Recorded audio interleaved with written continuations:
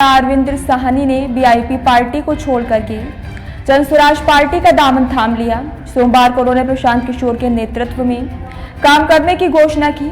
कहा कि बखरी विधानसभा से जनस्वराज को विजयी बनाकर ही भेजेंगे। साहनी के इस फैसले से क्षेत्र की राजनीति में नई हलचल शुरू हो गई। समर्थकों में इस निर्णय को लेकर उत्साह का माहौल है और राजनीतिक जानकार इसे विधानसभा चुनाव के समीकरणों में बदलाव का संकेत मान रहे हैं।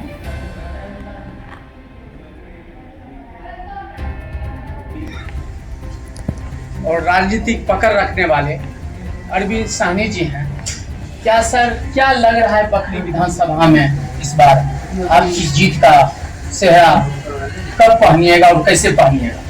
सबसे पहले तो आपको हमारे क्षेत्र में आने के लिए बोलता विधानसभा के हमारे सिपाही थे, उनको मैं बहुत बहुत अपनी बखरी विधानसभा की तमाम जनता की ओर से धन्यवाद देता हूँ, जो आप लोग इतना प्रयास करके हम लोगों तक आने का प्रयास किया।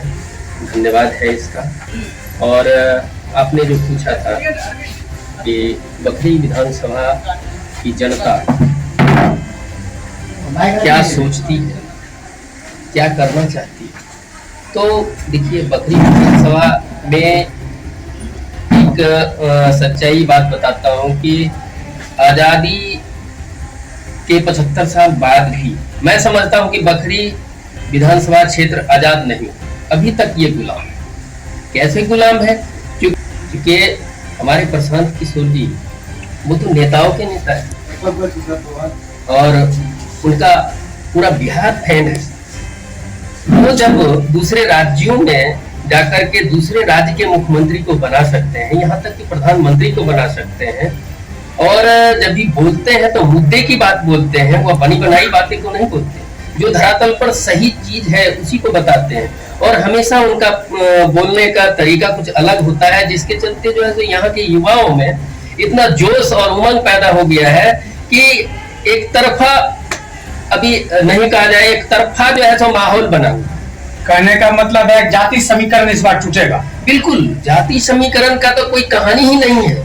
यहाँ ये सबों की बात करते हैं, युवाओं की बात करते हैं, बेरोजगारी की बात करते हैं, किसान मजदूर किसान की बात करते हैं, यानी कि यहाँ तक कि गरीब लोग जिसके पास पूंजीपति का अभाव है उनकी बात करते हैं कि उसको भी किस तरह से हम ऋण मुहैया करवाएंगे ताकि वो गरीब मजदूर किसान जो है तो लाभान्वित होकर के अपनी आमदनी को डबल करने का करते हैं।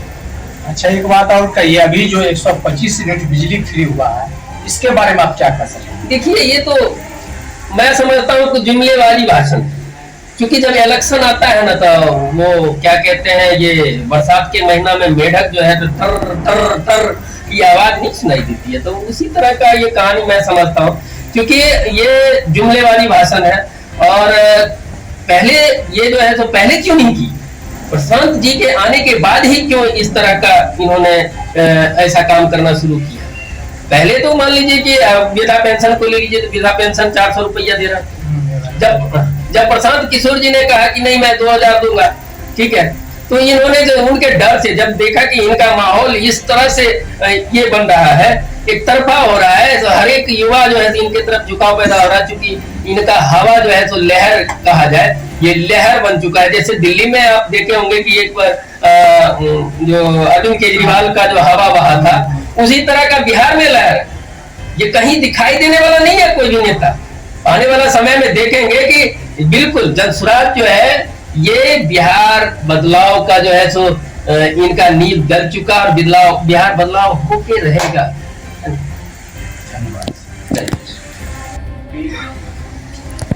और राजनीतिक पकड़ रखने वाले अरविंद साहनी जी हैं।